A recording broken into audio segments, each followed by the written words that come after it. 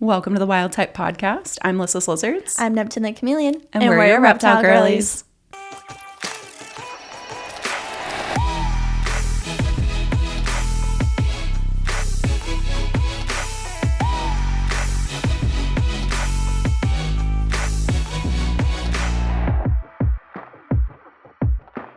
Should we tell everyone that we tried to record this episode already and then the batteries died and then we had to redo it? Take two, everybody. We knew that it would happen one day. The fact that we've made it, how many episodes without... Over 15 episodes now. Yeah, the fact that we've made it that long without having to fully re-record something is impressive, so I'll take it. Yeah. I'm not mad at it. But just so you guys know, this is the second time we are attempting to record this episode. Yeah. So this is going to be fun, but it's a juicy topic. We're very excited. And this topic was actually kind of a little bit inspired by a couple of you guys. Yeah. So I have your usernames here, but a couple of you guys were asking different questions like, what do you have any regrets in reptile keeping, or what is your biggest regret? Yep. So two people who asked that were Forbes.reptiles and Danny's.exotics. Danny is spelled Danies. So thank you guys for the inspo for today's topic, but we are going to be basically spilling our guts on all the mistakes that we have made. Yeah. Now, there have certainly been a lot. And this is kind of vulnerable, right? These are kind of like our bones in our closet, right? We're literally pulling out the skeletons for you guys. Yeah. And in all honesty, my hope with this kind of an episode is just to kind of help people feel better about the fact that we all start somewhere. Absolutely. I think the internet can be a little bit of a scary place sometimes with admitting your mistakes. Especially being content creators, right? You're a little bit in the public eye and you can't do any wrong. And if you blink twice, then you're a terrible person. Right. And so this is kind of vulnerable for us, but it's with the hope that you guys don't feel so alone, because none of these mistakes we've made were on purpose, right? These were not intentional. This was due to either care information changing, being told the wrong information, and that happens to you guys all the time, right? This is just the natural process of growing as a keeper. It's literally the nature of anything that you do. You're gonna make mistakes. You're gonna learn. Especially, you can do as much research as possible, which we will always tell you guys to do extensive research. But there's only so much that you can read about without experiencing yourself. And so these are just some of those things that it's and also the reptile keeping world was a different world 10 years ago. Yeah, it's constantly changing. Yeah. So for me, I've been keeping reptiles for nearly 15 years. So I have all kinds of skeletons in my closet. Yeah. So. And I think as long as we are continuing to grow, learn, make changes, the only thing that bothers me is when someone makes a mistake, someone tries to help them, and then they're no, I'm not going to change. Then that's where it's a problem. Okay. That's where it's then why are you even asking me for help? Yeah. So these are mistakes that we've made. Maybe you've made the same one. Maybe this just makes you feel less alone, but we're going to get into it. Or if you guys haven't made these mistakes yet, now you really won't. There we go. Yeah, learn from us. Yeah. So we're going to be a little bit vulnerable. So do you want to go into your first one or me? I want you. Okay. You kick us off. Okay, that's fair. All right. So my first one, I'm going to start from the very, very beginning. And this is... Back when dinosaurs roamed the land? Literally, I think 2009, 2010, maybe. Yeah, good. I think it was my junior year of high school. But I got Charlie, and who is my leopard gecko. My poor sweet father, love you so much if you're listening to this, but this mistake is kind of on you. So I know. I feel terrible. He was trying his best, but I had been begging for a leopard gecko for ever and ever and ever. And we had previously had a 30-gallon fish tank that we had used as a family. Yeah. And so my sweet dad was oh, we already have a tank. We'll put him right in there. We're good to go. No problems here. And put him in the fish tank. And so that was something that back then, I thought it was great. It was a pretty decent sized aquarium. Yeah. And so he lived in that for the first couple years of his life. And I didn't know any different, but there's a huge difference between aquariums, tanks, and gallon sizes versus a properly sized enclosure. Yeah, absolutely. Yeah, and the first time we recorded this is something you brought up, which I thought was really great, of how just because it's, say, 30 gallons, the dimensions could be different from one to the other. And they would equally both hold 30 gallons, but one could be one shape. You can have a vertical 30-gallon enclosure or a horizontal 30-gallon enclosure. You could have a 30-gallon enclosure that is only 11 inches wide, which is not nearly enough space for most reptiles. So people recommending like, hey, you need X gallon enclosure is actually not an accurate way to give a recommendation, and which is why we stick to inches. And for all of our non-US friends, if you're ever hanging out in my comment section, you will often see me. People will often ask, hey, is a 40-gallon okay? Is a 20-gallon okay? Is this gallon size okay? My answer is always, no, it's not, but a 36 by 18 by 18 is great. So I'll always jump in with the correct dimensions, because for reptiles, those tanks are built for fish. They are built to hold water. On top of it not being an accurate measurement, it also doesn't have the correct ventilation, because it's not built for ventilation. And like the front opening versus top opening, which can spook some reptiles coming from the top. Like above. I'm all for saving money. Using a tank like that is a way to potentially save money, but it's just typically a better option to have a front opening for like the security and everything for your reptile. So there you go. Don't get an aquarium for your and don't ask for measurements in gallons. It's not accurate. Inches or centimeters for all of our non-US feet, meters, all those things.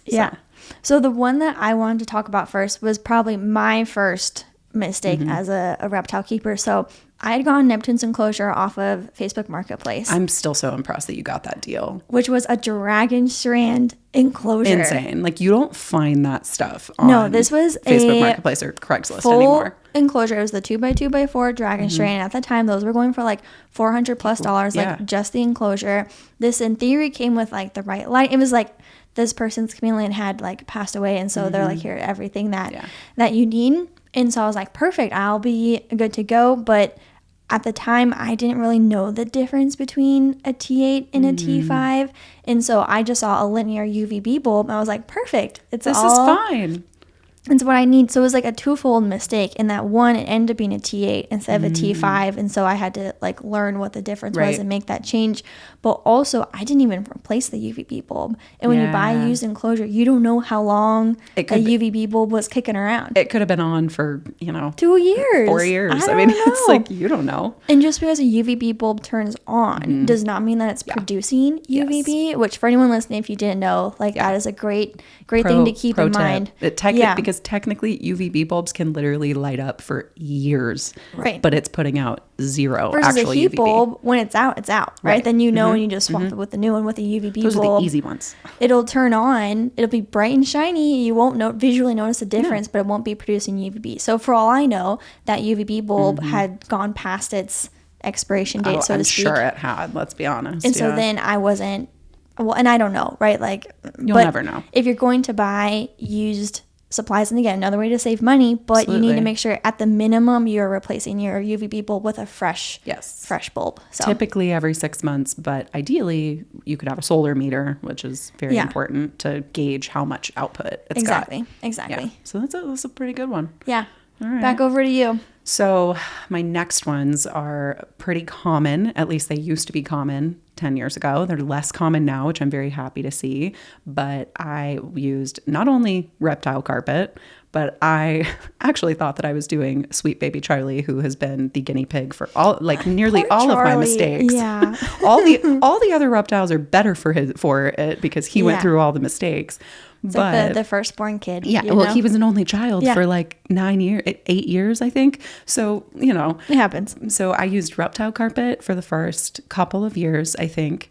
And then after using the reptile carpet, I was like, you know what I'm going to do? I'm going to upgrade this baby. We're just going to upgrade him, and it's going to be so great. So you know what we're going to do? We're going to get some calcium sand. Oh, no. Not only calcium sand, orange dyed calcium sand. I remember you brought this up on one of the other episodes, and you said it like dyed his little toes. Poor thing. He literally had little orange feet for like at least 2 years. It's like little Cheeto dust. Literally. That's, oh my God.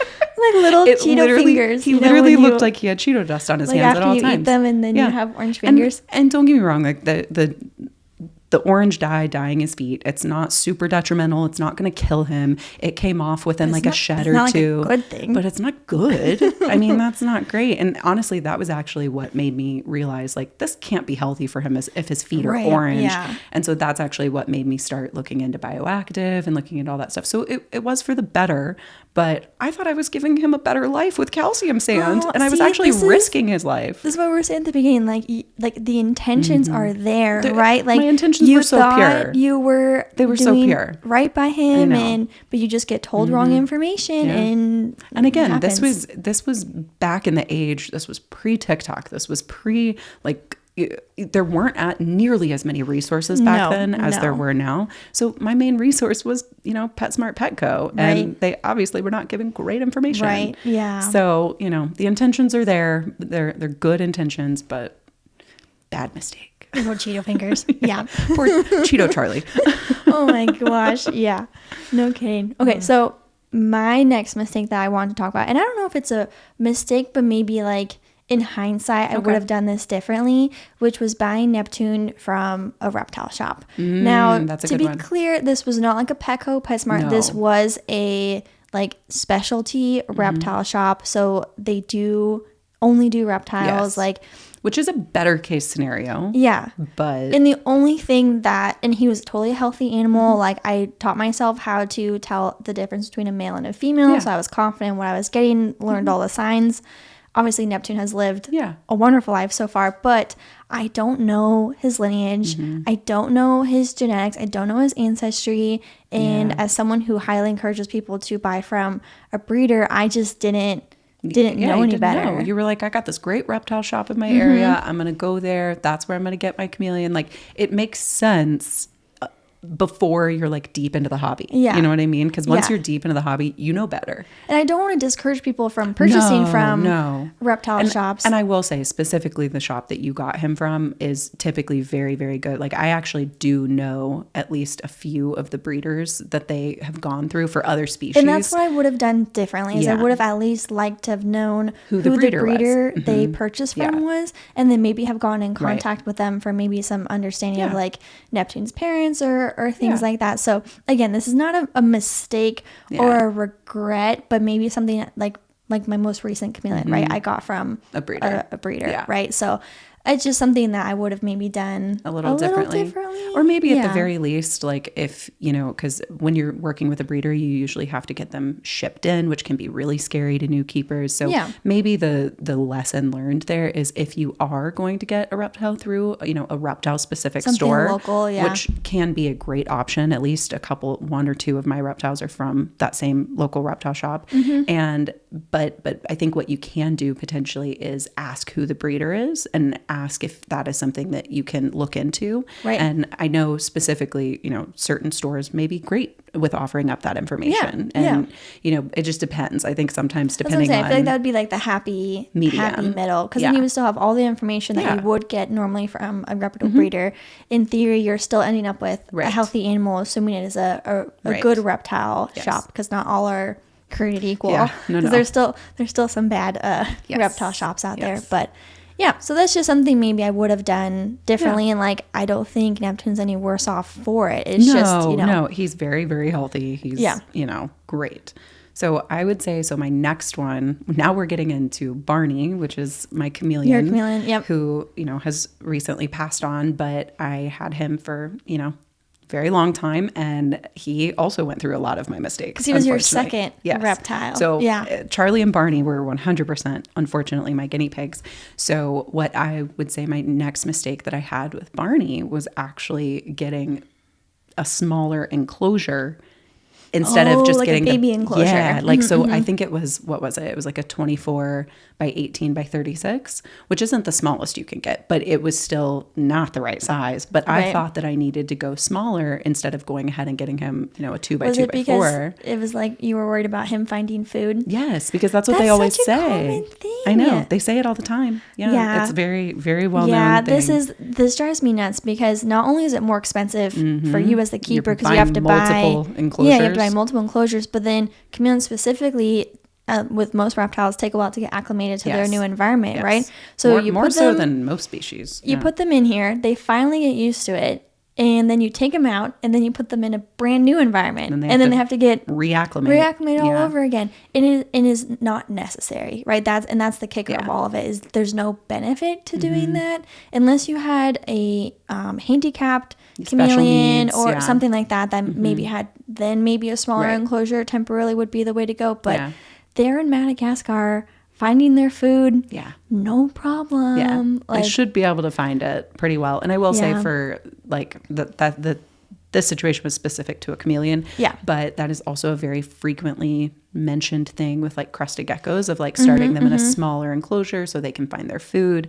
And while I do think that, you know, can be a good thing with crusties to an extent, again, it doesn't exactly benefit them. I do think that you can definitely put a baby crested gecko into a bigger enclosure. You just might have to place their food in multiple locations. And I know a lot of people have success doing that. Yeah. So. Yeah. So it's not necessarily a mistake. Like it's not detrimental. Again, like not causing harm. Yeah. Kind of like your last one. It's like, you would have done it differently. I would have done it differently now. Yeah. I would have just started out with the right enclosure from the get-go instead of upgrading over time. So no, that totally tracks. Yeah. One that I did was giving Neptune a shower. Oh, I did this too. So this was all the rage back in the day. Yeah. Like back in my day. But mine was vet prescribed, actually. Don't get me started on baths. But so you would take your chameleon onto like a plant or something, and then you would put them in the shower, lukewarm water, not too hot, and either have the shower head like angled towards the wall. Like you didn't want to spray them like directly. And the idea was that they'd be able to like rinse out their eyes, breathe in this moist air, get hydrated, yada, yada, yada. It all sounds good in theory. But this is no longer recommended for the chameleon hobby. And instead, we're moving towards more naturalistic hydration where we try to have that nighttime spike in humidity. So it's similar in that they are breathing in the moist air. But this way, it's through your fogger, your humidity, and you're not having to deal with the stress of transporting them and putting them out of the shower. Putting them into a shower is not a great experience. And then I had to like sit on like the bathroom like toilet like floor or what. I'm just like hanging out because I'm not going to leave him unattended. So it was just a whole thing. An unsupervised shower, please. It was just a whole thing. It's just one of those things, like as the hobby has progressed, like we, our recommendations change, and that's totally fine. And like everything shifts, everything changes. So that's just a very normal thing. Yeah. So. Again, something I would not do currently, but it's something I've done in the past. I did it too, man. It was, So this is still a Barney mistake. Like I said, he and Charlie got the worst of it. But I used, in Barney's first enclosure, I actually used those mossy branches, like mossy sticks. Those are so popular. They're so popular because they look really cool. Yeah. And it looks and like... you think you're being naturalistic. Yes. You're like, I got like a mini rainforest. All of his branches has moss on them. They look great. Like you think it's what you're supposed to do. Totally. Again, innocent, easy mistake to make. But I very quickly realized how wet they got. I noticed a couple times he like rubbed his eye on them, and I was like, I don't trust that if it's sitting there wet all the time, because I'm misting twice a day. Right. So like if it's sitting there wet all the time, my brain immediately was like, that's gonna have some bacteria or something in it. Like, and they get flaky. That's also another reason why we don't recommend them. And I actually had a chameleon call recently with someone where they had just gotten this new little veil chameleon. They rubbed their eye and a piece of moss got stuck. Like was sticking out dangerous. Of their eye. Oh, I didn't even think about that. Yeah, like literally they saw the moss out of its eye. So then they had to go to the vet. They removed it, and then there was like gunky stuff. It was so and not good. And also like, they can rub their eye on it. It can flake off. And my concern was that mine were never dry to be flaky. Mine were always wet. And so I was like, how much were you misting for them to like? I'm sure that's another mistake that I made, was having his humidity. I think I was, if I remember correctly, I think back then I was misting like 3 or 4 times a day. 3 times a day was used to be usual, the norm. Yeah. I think that's what I was doing. And it was for this reason that we've stopped doing that, because it doesn't allow the enclosure to have a dry period. So then things just stay moist, wet, and then just collect bad bacteria. Situation. Yep. So that's what I dealt with, was I was noticing that they were always wet, and then I saw him rub his eye on it one time, and I was like, if there's any bacteria in that, it's going to go right in his eye. Nope. And they can, if they're wet all the time like that, they can get sores on their feet. Yes. I mean, that's just, there's a lot of bad there. So, and again, I tried to upgrade from the mossy sticks, and I went to dowel rods, which I had seen a lot of people back in the day in the chameleon forums using dowel rods. Well, those only lasted a little bit for me because I very quickly realized that the dowel rods were so slick. Yeah. Bamboo. Yeah. Bamboo used to be popular, and chameleons have a hard time gripping. Yeah, it's slippery. I just noticed when he was walking around, it just wasn't. He was having to focus a little too much to keep on his branches. Yeah, and the dowels don't provide the different textures and different sizes and things like that with the natural branches. Even different like walkway paths because it's just straight across. Mm-hmm. So it just wasn't. It wasn't good. So after that, I ended up switching to natural branches, but I had to go through the two different wrong types of branches first. Right. Totally get that. Speaking of things to climb, so for Neptune, I used to have this like free range set up by my window, if you remember that. And it was like kind of like cargo netting, right? Oh, yeah. And so it was like kind of this like, how do you describe about that? I totally forgot that. It's like kind of like stringy material. Like mesh? Not mesh. More like twine. Oh. Anyways, it's like kind of like rope. Yeah. You know, like that, like hammocks that like you see like for bearded dragons and stuff like that. Kind of that material. It's kind of that material. So I had that going up the whole window, right? And then I had like vines in there, and I was like, "This is great. He can climb it." I'm providing him so much enrichment. Yeah, he like loves hanging by the window. It's great. But now I'm like, because that will like rip out their nails. Mm-hmm. Same with reptile carpet. Yeah, that's very similar. Yeah. And Neptune has definitely lost a few nails over the years. I don't know if it's because of like climbing the screen or maybe it was the rope. I don't no way to know. But Barney had broken at least a few, but I don't think he ripped any out, which was good. No, Neptune has a couple little nubs. Yeah, he's lost some nails over the years. But yeah, so that for sure is something I was like looking back on. I'm like, that makes sense. Yeah. If you're looking for a new enclosure for one of your critters, be sure to check out the ones from Zen Habitats. Every enclosure is customizable, allowing you to mimic nature and provide the various UVB and heat gradients required for your species, which means they'll work great for both tropical and arid environments. One of our very favorite things is how easy Zen makes it to stack multiple enclosures with their stacking spacers, and their extension kits allow you to be even more efficient with your space. All of their enclosures, stands, and spacers come with a 5-year warranty and free shipping on all their orders. Check out zenhabitats.com for your next enclosure. A new month means new deals. You guys already know we're big fans of Pangea Reptile, and they have a ton of sales and discounts for the month of March, including their supplements. We hope you get lucky and take advantage of their green promotion for St. Patrick's Day. Many green products will be on sale, including plants, hanging bushes, ultimate vines, and succulents. Then be on the lookout for their spring cleaning clearance sale. And the last one is for all of our rescues. Pangea is also discounting a ton of health-related products, and each promotion runs for 1 week. So head on over to PangeaReptile.com so you don't miss out. So my next one would be my supplements. Oh, so that's big. It's a big one, and that can actually have like a detrimental effect on your reptiles if you don't have that nailed down. So I actually had messed that up with both Charlie and Barney. Charlie in particular, I think, poor thing, literally for like the first 10 years of his life, I think I was giving him only calcium with D3. Rough. Like, so stupid. So, oh my gosh. That's rough. It's so rough. To the point where he was even getting these like kind of little lumpies under his like deposits kind of. Yeah. And I looked into it, and that was actually like an over excess of calcium, because I was also feeding him. I was supplementing the calcium with D3 almost every single feeding. So it was just like an overload. Yeah, a lot. Poor thing. I'm just lucky. Again, another mistake.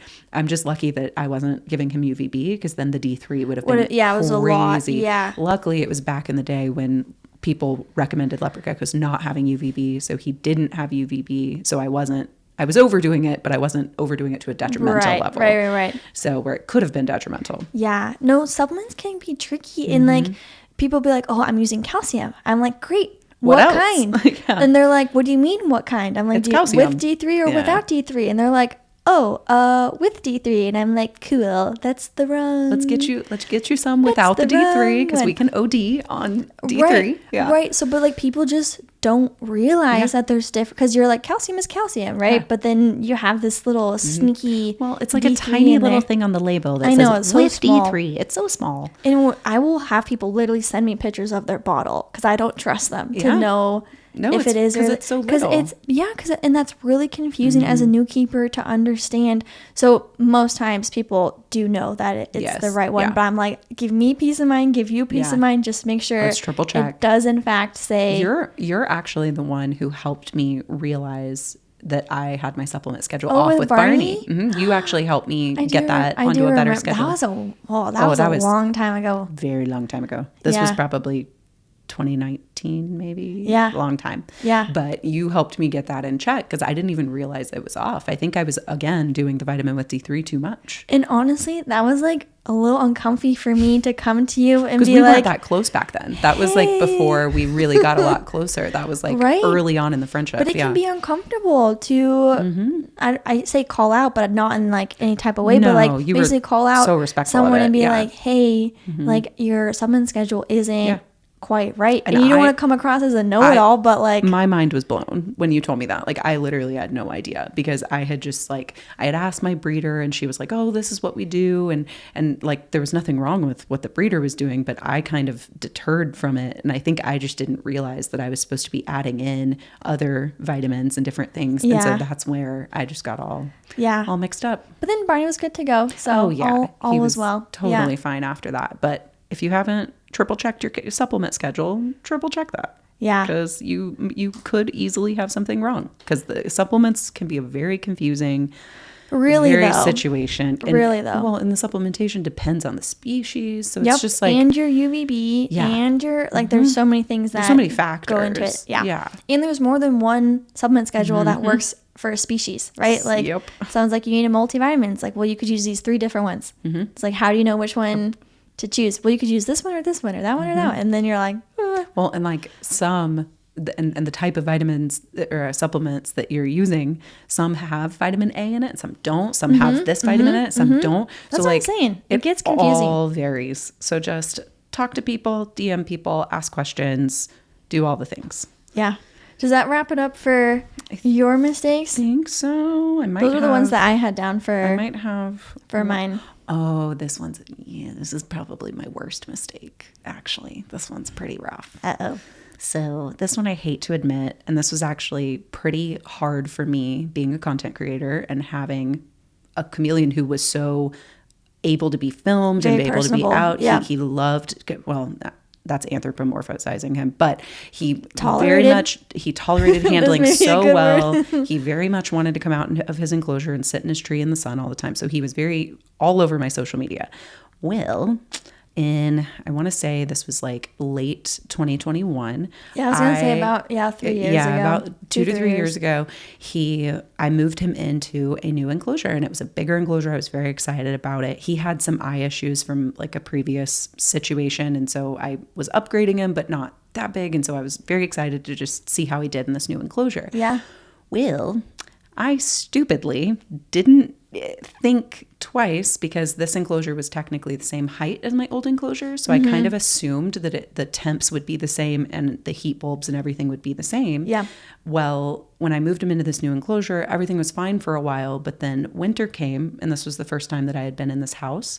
And so it started getting colder in the reptile room. Right, yeah. And so I was like, cool, I'll up the bulb like I had always done in my old apartment. So it was a difference in enclosure. It was a difference in the home, the apartment. Yeah, the actual environment. And then the wattage of the bulb itself. Yeah. So there were all these factors, and I was like, oh, I've always upped his bulb in the wintertime to this one, and it should be this is what I've always done. It's your routine. You were on autopilot. Right. Well, and at that point I had had Barney for 3 or 4 years already. So I was like, I got this, no big deal. So I put this new bulb in there, and the other big regret that I have is that I didn't notice it soon enough.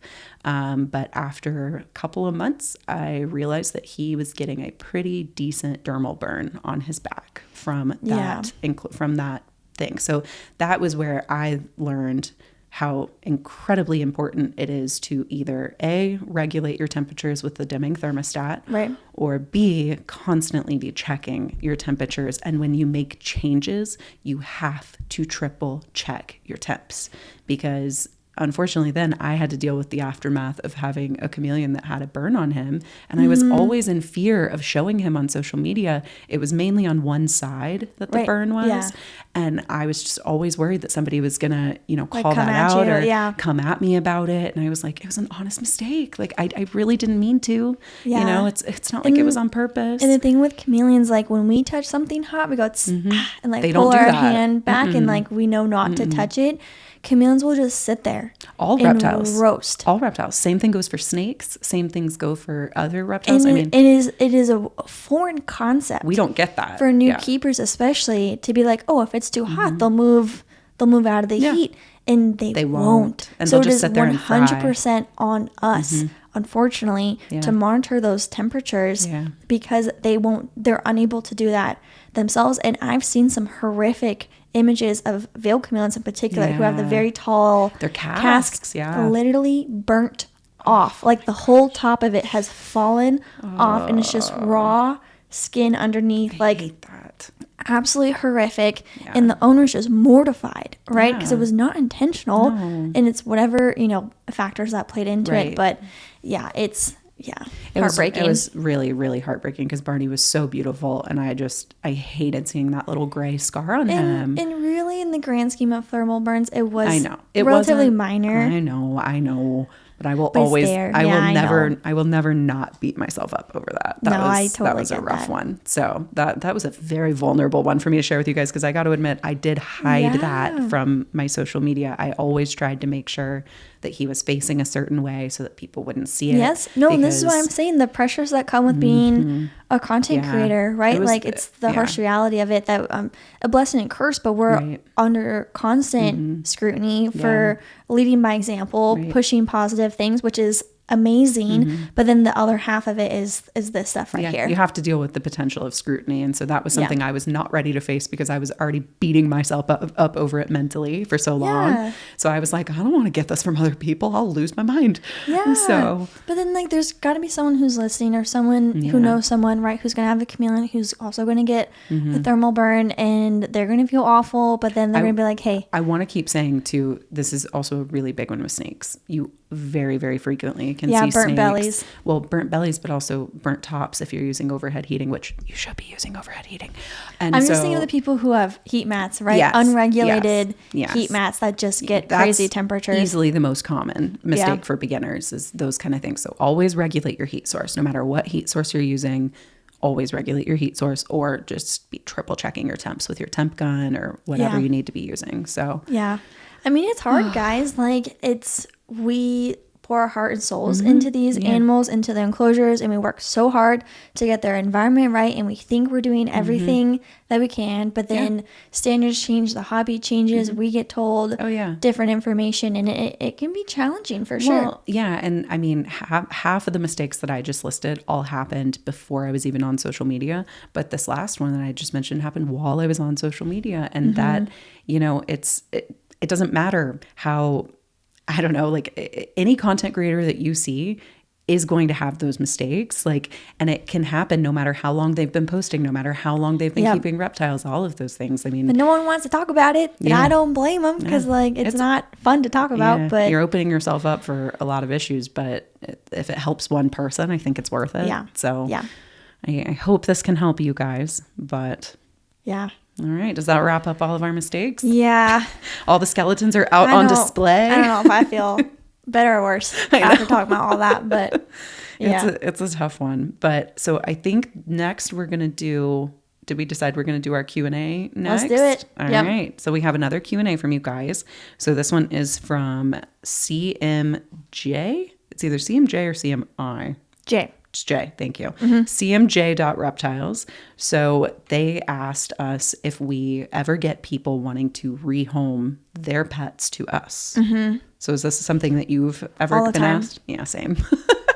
All the time, to the point where I have since made a YouTube video, tips and tricks on how to rehome your chameleon, because I understand if you're at the point where you're DMing someone asking for them to take you're probably at reptile. Your wit's end. Yeah. Like you're either, a lot of times they're not in a place financially, or their living situation is changing, right? Where they're moving doesn't accept reptiles, or they have to downsize. Or their job changed and they don't have enough time. They used to work from home. Now they're not working from home. Things like that. There's all kinds of reasons. Yeah. And so people look to us, right? And they're like, wow, like, you know, my reptile would be so lucky to be under the care of this person. And if I could take every single chameleon that was in my DMs, like you best believe I absolutely, of course, absolutely would. So yeah, I went ahead and made a video on tips and tricks for rehoming. Check it out. Yeah. But that was my way of being like, hey, I'm so sorry. I'm not able to, but I don't want to like leave them hanging. So I'm like, and here's this video that does give you ways to properly, safely,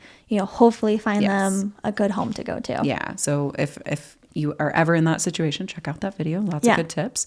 But that is just a hard thing because I'm very, very pro rehoming pets. If that is what you need to do, that is the right thing to do.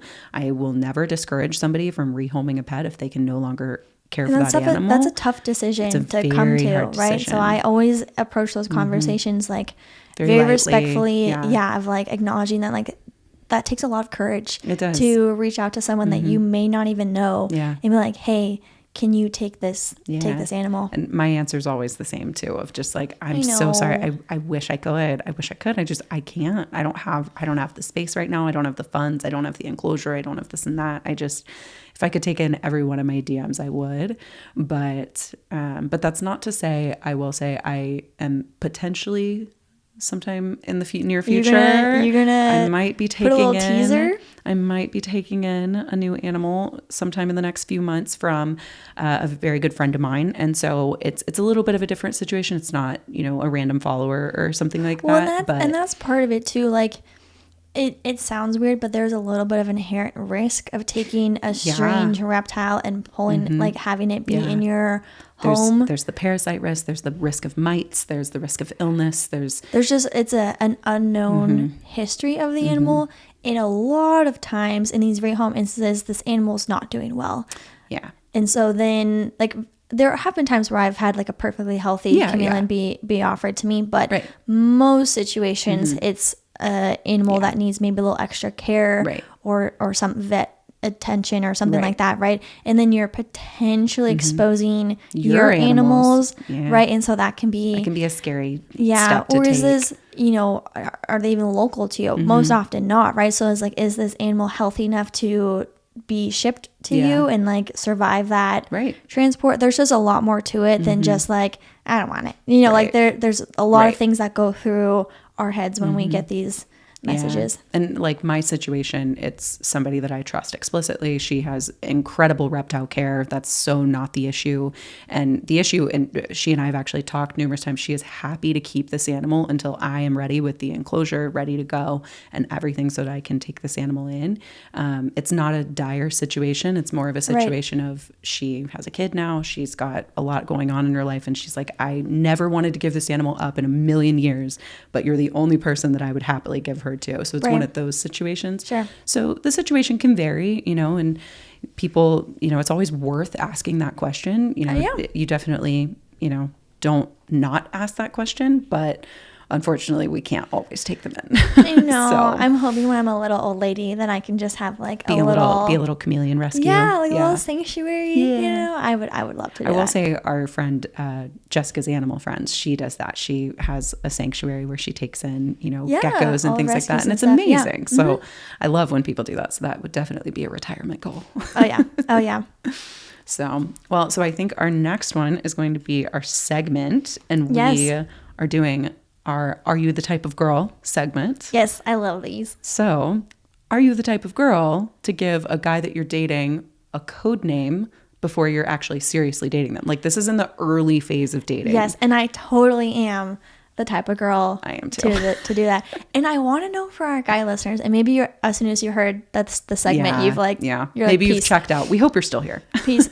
But I know so many of my girlfriends do this, and it's basically because the guy isn't like serious enough. I would say it's almost a way as a woman and as girls who can sometimes get wrapped up in a guy or a situationship before it's really like equal or like reciprocated, I guess. And so I view it as almost like a protection measure of like, I'm just calling this guy. It's casual. You know, like, it's like, not a big deal. It's casual. It's not a big deal. We're still referring to him as Joe Schmo over there. Yeah. You know, we're not going over his real name, you know, because he's not important enough for that yet. Also, it can be hard to keep track of that too. Names. And like, if you're, you know, still early in your dating where you're like maybe going on a date with a couple of different if you're dating people, or you're talking people, to a couple different people before you're like getting more serious with it's a really good way, girl to girl with your friends being like, oh yeah, remember Fry Guy?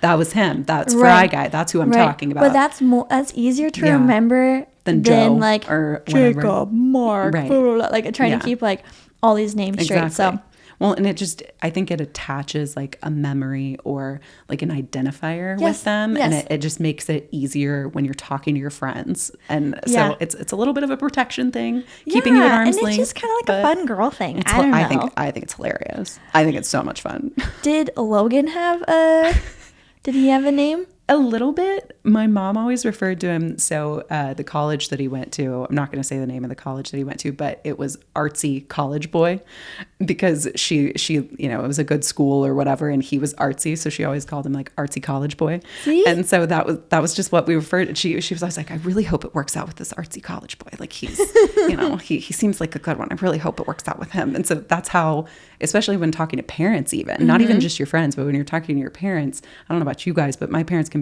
barely even remember like some of the friends I've made in the last few years. Right. So giving them that little bit of a code name was really helpful. Yeah. I mean, it can be as simple as like red truck guy. Yeah. Right. Where it's like, but that is a distinguishing thing. Like to drive a truck, but then to drive like a red truck, not a lot of people do. No. So then like you find out, like you go on, you know, the date and the guy has a red truck, and then your girlfriends are like, oh, it's the red truck guy. Yeah. And it's like, it's how your girlfriends can like keep up with it. I mentioned Fry Guy earlier, and that was a good friend of mine. She was shocked that they went on the date and he had put ketchup on top of his fries instead of dipping them. And so that just threw her for a loop, and she really liked him. It wasn't like, you know, a bad thing. It wasn't like she was making fun of him. It was more just like, it's the Fry Guy. Yeah, like, the one who put the ketchup on the... He did the weird thing with his fries that I would never do. Like, you know, and so that was a perfect way of identifying him. So we just called him Fry Guy for years. Yep. So... Yep. I had one of my girlfriends, she was dating a guy who worked at T-Mobile. That was it. T-Mobile man. T-Mobile guy. Yeah. Simple as that. Yeah. Does not have to be. No, it literally does not have to be like, complicated. So that's why it's like, again, to any of our guy listeners, this isn't a way that we're like making fun of you. It's literally just an identifier. Like, it could be your job. It could be the color of your hair, the blonde boy. It could be literally anything. Oh my gosh. Am I like the chameleon girl? Probably. Guarantee it. Like if some guy like. There's at least one guy out there that you went on like 1 or 2 dates with who's like, oh yeah, that chameleon chick. I'm just having this realization that that's a very real possibility of what happened. I'm 100% probably the lizard lady or the snake guy, or the snake girl for some guy out there. But I guess I kind of like that though. That is actually a good question for our guy listeners. Let us know in the comments. Do you guys do this? That's what I'm saying. Like I don't know. For sure we do it all the time. Every girlfriend that I have has at least one nickname for a guy that they've dated. Yeah. I mean, that's just, it's so common. Yes. Also, we've only ever dated guys, right? So like ladies, do you do this with when ladies? You're dating other ladies, like, or men dating men? Like, let us know. Is that a thing? Like, is this a universal thing, or is this unique we can only speak from our experiences. Yeah, of course. And unfortunately, our experience is only dating men. So we don't know much. So let us know, because we would always love to, we want to find ways to, you know, be more inclusive in the way we're talking about these things. Of course, so share your stories with us. And everyone's got their dating struggles. Like, it's rough out there. I don't care who you're dating. It's not. You still have some crazy stories. Have you seen all the memes that have said something along the lines of like, if you found your person like right in like the 2020 time frame, which is when I found my husband, that you like took the last chopper out of Nam. You're telling me slim pickings out there. I really do feel that I got that last chopper. Yeah, slim pickings out there. But I'm hopeful. that at all. Oh, it will. Oh, work out. But yeah, the code names are my favorite. And then when they upgrade, right, to first name basis of like, you know, red car guy or red truck guy or whatever. It's like you finally have a name. And I think for the women, at least speaking for us, I think it's a little bit of like, you've made it. Yeah, my friends and family know your name now. Yeah, you're not just Fry Guy. Because that then separates you from the rest of the pack, and it's a certain level of it sounds so cheesy when I'm saying this out loud, but really though, like when you start dropping a first name amongst your girlfriends, you're like, oh, it makes him real. It makes him. It's like all of a sudden he just materialized, and he's in my life now, and we're calling him by his real name. Yep, exactly. So it's a moment. Yeah. It's like the moment right before the we're official moment. It's like that's its own little moment. Yeah. So, no, it totally is. It's a certain level of like seriousness, because that means you see enough potential in them to loop in your friends and family. Of like their name and stuff. Yeah. So let us know if you guys do this. Men, let us know if you do this. We're very curious. I don't know anything about whether or not they do. Yeah. Or go ask your wife or something. Be like, hey, did I have or your girlfriend, like did I have a code name? I actually didn't ask Logan this. I'm going to ask him after this, because I don't know if he's done that. We'll see what the report is. Yeah. All right. Well, are we calling it? Does that wrap us up for the day? This was a good episode. I know. Right? A little bit of vulnerability. Yeah. Yeah, but I think it's good to talk about. And this is something that when we started this podcast, we want to make sure that we talked about the tough conversations. Yeah. Fully recognizing that this does open us up for some scrutiny, but we hope to do this in a way that educates, that you guys feel a sense of community. Like, this is so much more. Well, yeah, we just want you guys to know, like, this is a safe space for your mistakes. Like, we've all made them. There's nothing special about us. We're not perfect. Right. And again, as long as you're not intentionally causing harm or intentionally doing things wrong, and you're willing and wanting to learn, we are rooting for you. As long as when you hear that you're doing something wrong and you then take that information and make the changes, like, that's what it's all about. Yeah, that's what it's all about. So, well, we appreciate you guys. Thanks for another great episode. Make sure to drop us a follow at the Wild Type Podcast. Everywhere. Subscribe. All the things. So leave us a review. Yeah. Thank you guys. We will talk to you next time, girlies. Bye.